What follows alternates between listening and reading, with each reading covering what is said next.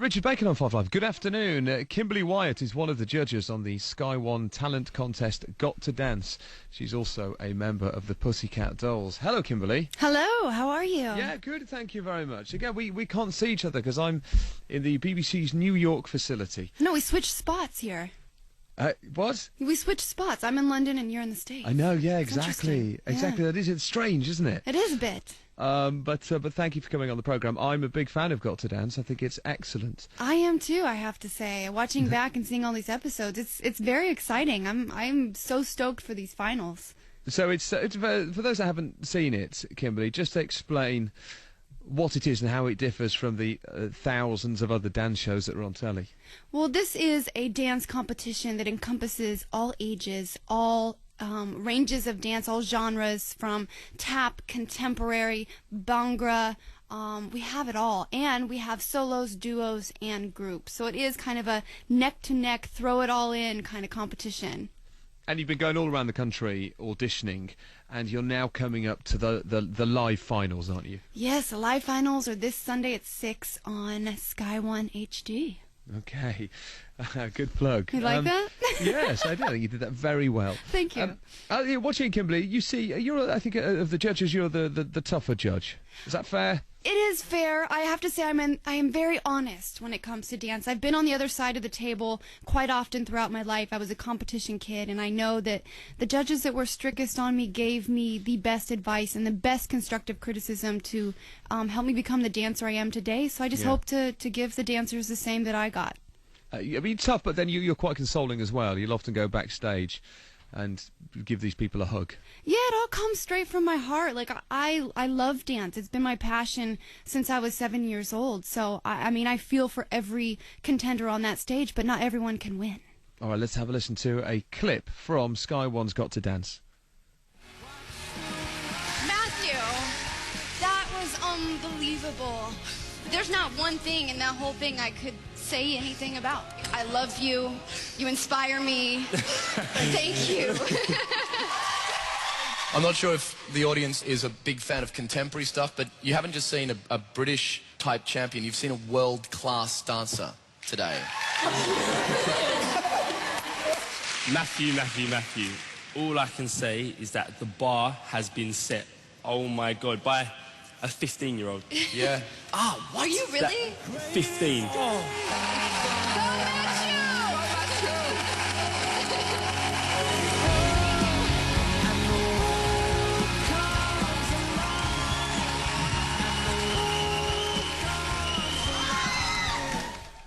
I think it's fair to... Yeah, you enjoyed that. I did. I have chills again. Do you? I think it's fair to say that all talent shows do essentially use the same music, don't they? But it's... I was speaking to Kat Deely on the programme last week, and she's fronting So You Think You Can Dance, which is also a huge show out here in the States, as I'm sure you know. There's BBC Three have had a series about Michael Jackson and people learning to dance like Michael Jackson. Of course, there's Strictly Come Dancing, there's Dancing on Ice. And there's this crazy appetite for dance programmes, and yet there aren't really that many people that dream of being a dancer. Why do you think these shows are so popular?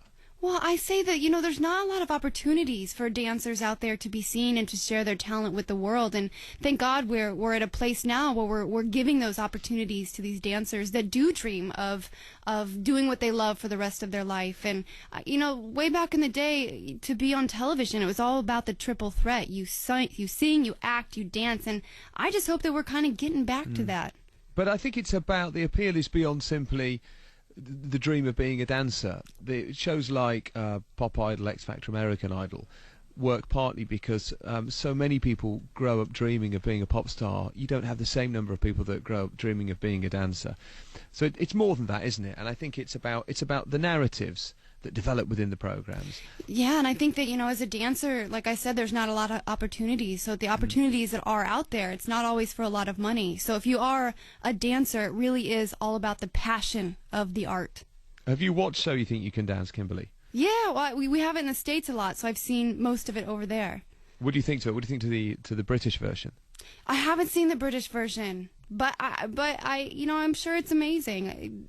Dancers are incredible, and I think that everything you see them being put through dancers always step up to the plate, and they are up to bat, and they always come with it. We're disciplined people that are only good because we put our blood, sweat, and tears into what we love to do. We reviewed, last week on this programme, we reviewed Say Think You Can Dance and Got to Dance, and I don't mind telling you the critics preferred Got to Dance. Yeah, they did. They did. And I think that's true of critics generally, isn't it? It seems...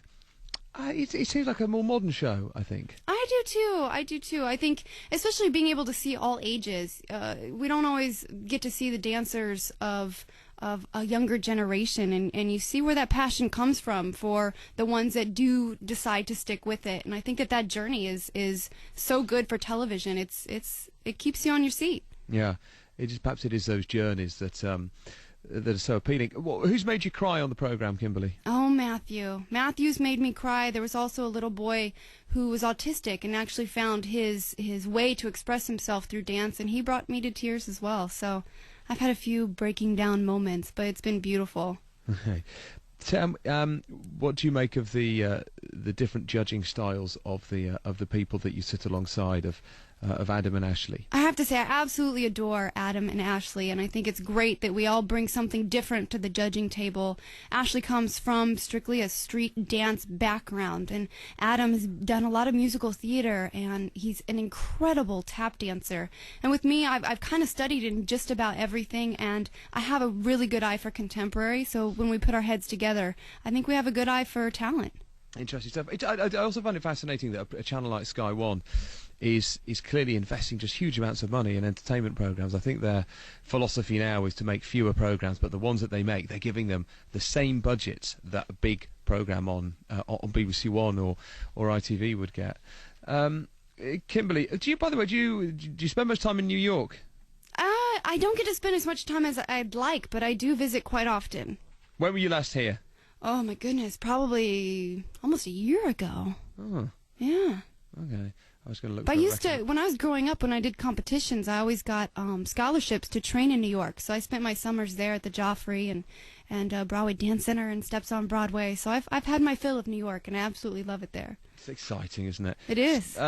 Do you? By the way, what are the plans for the Pussycat Dolls? As far as I know, right now there are no plans. I know that Robin Anton is, she's the leader of the pack, and she's a creator of the dolls, so I'm not sure what she's up to next, but I've just mostly been focusing on Got to Dance, and I'm excited for the finals and working on my own music and whatnot. So don't you really have a say, Kimberly, then, in the future of the Pussycat Dolls? No, the future Not of the Pussycat Dolls is not up to me. Wow. You last? Oh, well, look at that. We're nearly out of time, Kimberly. And I've got so much more to ask you. I was having so much fun. Damn it. I know, me too. I feel sad. Well, listen, thank you. Let's just remind people that the live shows of Got to Dance, you've done the auditions, and the live shows start this weekend on Sky One. Yes, see you there. See you there. Sky One and Sky One HD Sunday at 6 o'clock. Kimberly, thank you very much. Oh, Kimberly thank you. Wyatt there in London, speaking to me here in New York. We'll be chatting with